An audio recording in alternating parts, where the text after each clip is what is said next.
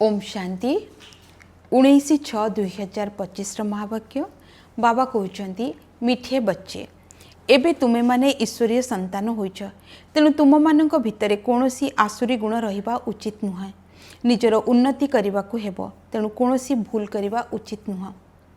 प्रश्न तुम संगम जुगी ब्राह्मण मानक भितरे केउ निश्चय एवं निशा रही आम मानक भितरे निश्चय एवं निशा रही जे आमे माने एबे ईश्वरीय संप्रदायर होइछु आमे स्वर्गवासी हेबु एवं विश्वर मालिक मध्य हेबु। एही संगम रे आमर ट्रांसफर अर्थात बदली होछि आसुरी संतानरु ईश्वरीय संतान होई 21 जन्म पई स्वर्गवासी होछु। एहाठु बड़ प्राप्ति आउ किछि नाही। ओम शांति बाबा संतान मानकु बुझाउछंती प्रायतः मनुष्य शांति को पसंद करिथांती। घरे पिला मानकर खिटपिट हेले अशांति होइथाए, अशांति दुख मिलिथाए, शांति सुख मिलिथाए। एठारे तुम मानकु प्रकृत शांति मिलुछि सेथिपई तुम मानकु कहा जाउछि जे केवल बाबा को मने पकाओ निजकु आत्मा भाव। आत्मारे जो अधा कल्पर अशांति रही ताहा शांतिर सागर बाबा को मने पकेबा द्वारा दूरेई जीव। तुम मानकु एबे शांतिर संपत्ति मिलुछि। एकथा मध्य तुमे माने जानिछ जे शांतिर दुनिया एवं अशांतिर दुनिया बिल्कुल अलगा अटे।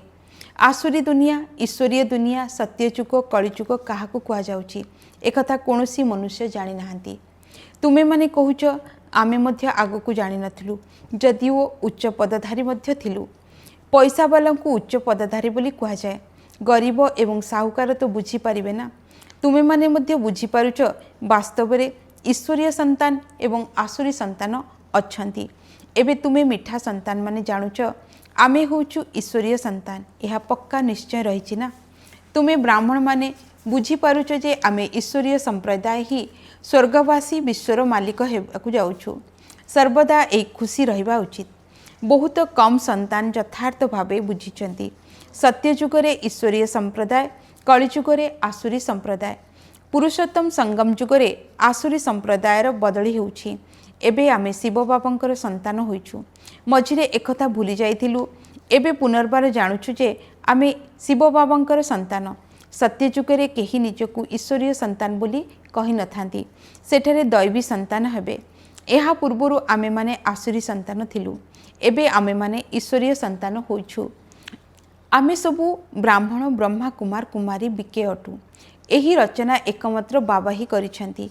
तुमे माने सब भाई भौणी ईश्वरीय संतान अट। तुमे माने जानिच एबे बाबांको ठारु राज्य मिलुछि।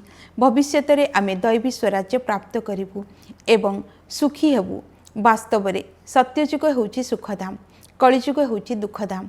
एकथा केवल तुमे संगम जुगी ब्राह्मण माने ही जानुछ। आत्मा ही ईश्वरीय संतान अटे। एकथा मध्ये जानुछ बाबा स्वर्गर स्थापना करुछंती। सी रचयिता अटंती ना, नरकर रचयिता तो नुहंती।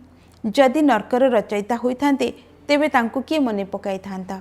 तुमे मधुर संतान माने ही जानिछ बाबा स्वर्गर स्थापना करुछंती। सी आम मानकर बहुत मिठा बाबा अटंती। सी आमको 21 जन्म पई स्वर्गवासी करुछंती। एहाठारु बड़ कथा आउ किछि नाही जाहाकु बुद्धि रे रखिबा उचित। आमे ईश्वरीय संतान तेणु आम भितरे कौनसी आसुरी अवगुण रहिबा उचित नुहे। निजको ही निजर उन्नति करबाकू हेबो। बाकी आउ कम समय अछि।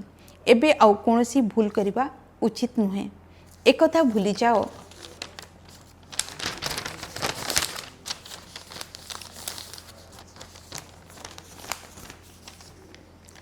एकथा भूली जाओ नाही। तुमे माने देखुच बाबा सम्मुखरे बसिचंती जहांकर आमे संतान होइछु।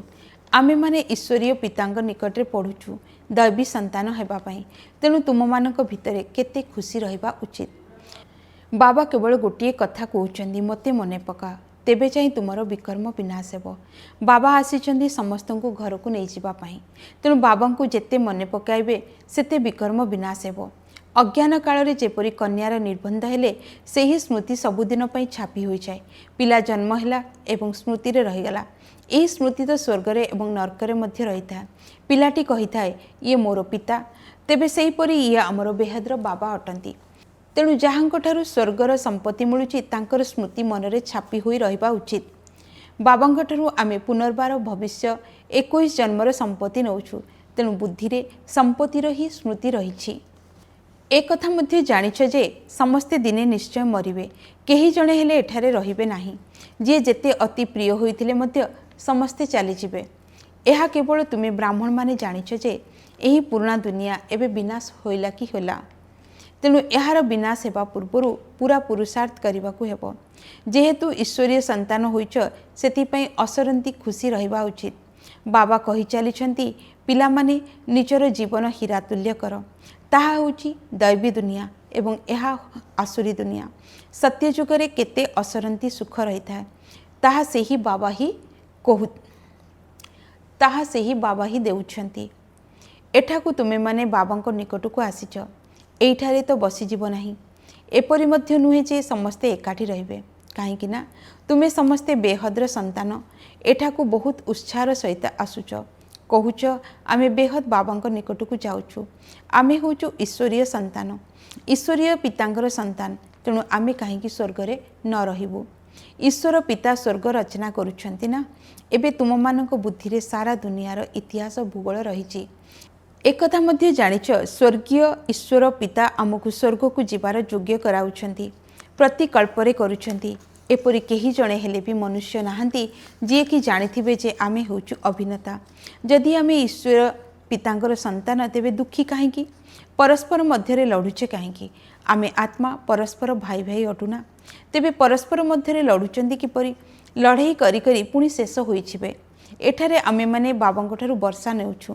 भाई मानकर परस्पर मध्यरे केबे हेले मत हेबा, भाई मानकर परस्पर मध्यरे केबे हेले मतभेद रहिबा उचित नुहे। एठारे तो बाबांको सहित मध्य लुण पानी होई जाउछंती। भल भल संतान माने मध्य मतभेदरे रहुछंती। माया केते जबरदस्त।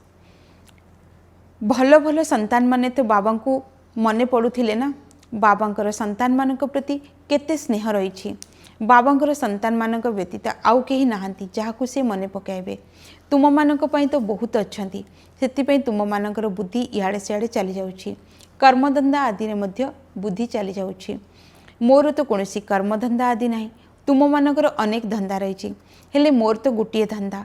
मु केवल आसीछि पिला मानकू स्वर्गर उत्तराधिकारी करिबा पई।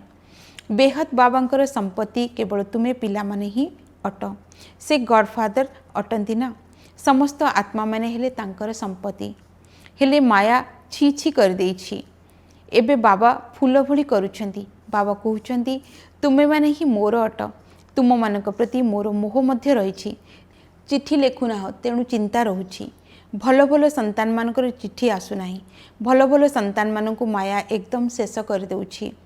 निश्चय देह अभिमान रहिछि। बाबा कही चलीछंती निजर भल मंद तो लेख।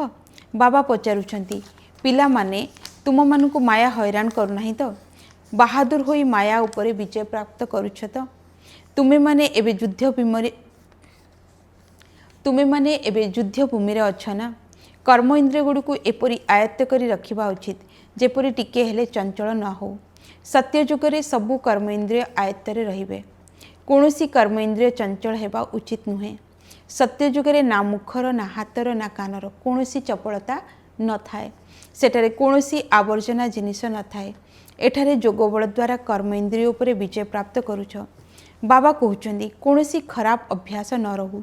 कर्म इंद्रिय को आयत्त करबाकू हेबो। तेणु भल भावरे पुरुषार्थ करबाकू पड़िबो। समय बहुत कम अछि। गायन मध्य रहिछि। बहुत गला आउ अल्प किछि अछि। एबे आहुरी कम रहिछि। नुआ घर हेले बुद्धि रे रहे ना। बाकी अल्प समय अछि। एबे एहा तियारी होइछिबो। बाकी अल्प काम रहिछि। ताहा हेला हद। एहा हेला बेहद्र कथा। एक कथा मध्य पिला मानकु बुझा जाइछि सेमानकर हेला विज्ञानर बळ आ तुम मानकर शांतिर बळ। तांकर मध्य बुद्धिर बळ एवं तुमर मध्य बुद्धिर बळ। विज्ञानर केते उद्भावना होउछि। एबे तो एपरि बोमा तियारी करूछंदी, कहउछंदी जदि घरे बसी छाड़ी देबु सारा शहर विनाश होइछिबो। पुणी एही सेना उड़ाजाहाज आदि कामरे आसीबो नाही। ताहा होउछि विज्ञानर बुद्धि। तुम मानकर हेउछि निरवत्तार बुद्धि। से माने विनाश पाई निमित्त होउछंदी आ तुमे माने अविनाशी पद प्राप्त करिबा पाई निमित्त होउछ। एहाकू बुझिबा पाई मध्य बुद्धि दरकार। तुमे पिला माने बुझी पारुछ जे बाबा केते सहज रास्ता बताउछंती। भले केते भी अहल्या कुब्जा हुअन्तु मध्य मात्र दुईटी अक्षर मने रखिबाकू हेबो, बाबा एवं वर्षा अर्थात स्वर्गर संपत्ति। पुणी जीए जेते मने पकाई परिबो सबु संग भूली एकमात्र बाबा को मने पकाइयाकू हेबो। बाबा कहउछंती मु जेतेबेले निज घर परमधाम रे थिली सेतेबेले भक्ति मार्गरे तुमे माने डाकुथिलो, बाबा आपण आसिले आमे सबु किछि अर्पण करिदेबु। बाबा सेपरी धोबा होइगले। धोबा को पुराना जिनस दिया जाय थाए। तुमे माने बाबा को कौन देबो? तुमे यांकू अर्थात ब्रह्मा को तो देउना, ये मध्य सबु किछि देई देले, ये एठारे कोनोसी महल तैयारी करिवे नाही। एसबु शिव बाबांगर कर्तव्य तांको निर्देश रे ही करूछंती। से ही कराइला वाला अटंती, निर्देश देउछंती। पिला माने कहउछंती बाबा आपण आम पई केवल जणे। पिला माने कहउछंती बाबा आपण आम पई केवल जणे, आपणक पई तो बहुत संतान अछंती। बाबा पुणी कहउछंती मो पई केवल तुमे संतान माने ही अछ, तुम मानक पई तो बहुत अछंती। केते देहर संबंधी मानकर स्मृति रहउछि। मधुर संतान मानकु बाबा कहउछंती जेते पारुछ बाबा को मने पकाओ, आ समस्त को भूली जाओ। स्वर्ग राज्यर लहुणी तुम मानकु मिलुछि। टिके ख्याल तो कर किपरि ए खेल रचना होइछि। तुमे माने केवल बाबा को मने पकाई पकाई स्वदर्शन चक्रधारी हेबा सहित चक्रवर्ती राजा हेउछ। एबे तुमे पिला माने वास्तव रे अनुभवी अट। मनुष्य भावुचंती भक्ति तो परंपरारु चली आसीछि, विकार मध्य परंपरारु रही आसी। एही लक्ष्मी नारायण राधा कृष्णंकर मध्य संतान थिले ना? अरे हाँ, पिला काहेकि नथिबे, किंतु तांकु संपूर्ण निर्विकारी कहा जाय थाए। एठारे समस्ते संपूर्ण विकारी अटंती, परस्पर को गाली देउछंती। एबे तुम मानकु श्री श्री बाबांकर श्रेष्ठ मतमत अर्थात श्रीमत मिलुछि, जहा कि तुम मानकु श्रेष्ठ करुछि। यदि बाबांको कथा न मानिबो तेबे किपरि होई परिबो? एबे मान बा न मान, सुपुत्र माने तो तुरंत मानिबे। संपूर्ण सहयोगी न हेले निजर ही क्षति होई, संपूर्ण सहयोगी न हेले निजर ही क्षति करुछंती। बाबा कहउछंती मु कल्प कल्प आसुछि, केते पुरुषार्थ कराउछि, केते खुशी कराउछि। बाबांको ठारू पूरा वर्षा नेबारे ही माया भूल कराई देउछि, किंतु तुमे माने तार सेई फंदारे फसिबा अनुचित। माया सहित ही लड़ाई हेउछि।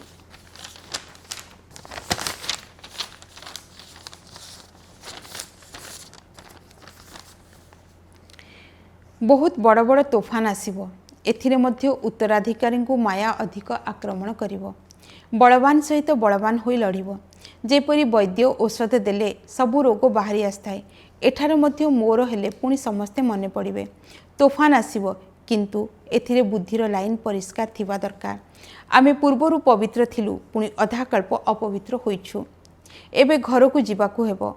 बाबा कहउछंती मते मने पकाइले एही जोग अग्नि द्वारा तुम मानकर विकर्म विनाश हेबो। जेते मने पकाइबो सेते उच्च पद पाइबो। मने पकाई पकाई तुमे घर को चली जीवो। एथिरे बिल्कुल अंतर्मुखता आवश्यक। ज्ञान मध्य आत्मारे रहुछि ना, आत्मा ही पड़ुछि। आत्मार ज्ञान मध्य परमात्मा बाबा ही आसी देउछंती। विश्वर मालिक हेबा पई एते उच्च ज्ञान तुमे माने नेउछ। मोते तुमे माने कहूच पतित पावन ज्ञानर सागर, शांतिर सागर, जहाँ मो पाखरे अछि से सब तुम मानकु देउछि। केवल दिव्य दृष्टि चाबी देउ नाही, ता बदल रे तुम मानकु विश्वर मालिक करुछि। साक्षात्कार रे किछि हेले भी मिले नाही। मुख्य कथा हैला पाठ पढ़ा। पाठ पढ़ा द्वारा तुम मानकु 21 जन्मर सुख मिलुछि। मीरांको तुलना रे तुमे माने निजर सुख तुलना कर। से कलिजुगरे थिले, साक्षात्कार कले, तापरे पुणी कौन मिलिला? भक्तिर माला ही अलगा अटे, ज्ञान मार्गर माला अलगा। रावणर राजत्व अलगा एवं तुमर राजत्व मध्य अलगा। एहाकु दिन ताहाकु राति कुआ जाउछि। अच्छा, मीठा मीठा शिखिल दे संतान मानक प्रति माता पिता बाप दादांकर मधुर स्नेह संपन्न शुभेच्छा एवं सुप्रभात। आत्मिक पितांकर आत्मिक संतान मानकु नमस्ते। आत्मिक संतान मानकर आत्मिक पितांकु नमस्ते नमस्ते नमस्ते। धारणा पई मुख्य सारांश। जोग बल द्वारा निजर कर्म इंद्रिय गुड़ी को एपरी बस करने हेबो जेपरी कोनोसी चंचलता रहिबो नाही। समय बहुत कम अच्छी, सेतिपई भल भावरे पुरुषार्थ करी मायाचित हेबाकु पड़िबो। बाबा जो ज्ञान देउछंती तांकु अंतर्मुखी होई धारण करने को हेबो। केबे हेले परस्पर मध्य लुण पानी हेबार नाही। बाबा को निजर भल मंद समाचार निश्चय देवाकू पड़िबो। वरदान निजर कल्याणकारी मनोवृत्ति द्वारा सेवा करुथुबा सर्व आत्मांकर आशीर्वादर अधिकारी हुआ। निजर कल्याणकारी मनोवृत्ति द्वारा सेवा करिबा एहा होउची सर्व आत्मांकठरू आशीर्वाद प्राप्त करिवार साधन। जदि लक्ष्य रहिबो जे मु विश्व कल्याणकारी अटे तेबे अकल्याणर कर्तव्य होई परिबो नाही। जेपरि कार्य होइथाय सेपरि निजर धारणा मध्य होइथाय। जदि कार्य अर्थात निजर कर्तव्य मने रहिबो तेबे सर्वदा दयाशील एवं महादानी स्थिति स्थित होई रहिबो। प्रत्येक पाद कल्याणकारी वृत्ति रे ही चलिबो। मु पणिया आसीबो नाही। निमित्त पणिया मने रहिबो। एही बड़ी सेवाधारी को सेवार प्रतिदान रे सर्व आत्मा मानकर आशीर्वादर अधिकार प्राप्त होइथाय। स्लोगान साधनर आकर्षण साधना को खंडित करि दिए। अव्यक्त इशारा आत्मिक स्मृति रे रहिबार अभ्यास कर एवं अंतर्मुखी हुआ। अंतर्मुखी आत्मा माने तीन प्रकार भाषार अनुभव करता। अंतर्मुखी आत्मा माने तीन प्रकार भाषार अनुभवी होइथांती। नयनर भाषा, भावनार भाषा, संकल्पर भाषा। ये तीन प्रकार भाषा आत्मिक योगी जीवन भाषा अटे। जेते जेते तुम्हें अंतर्मुखी स्वीट साइलेंस अर्थात गहन शांतिर स्वरूप रे स्थित होई चलिबो सेतिकी सेतिकी एही तीनोटी भाषा द्वारा सर्व आत्मा मानकु अनुभव कराई परिबो। तेणु एबे एही तीनोटी भाषार अभ्यासी हुओ। अच्छा, ओम शांति।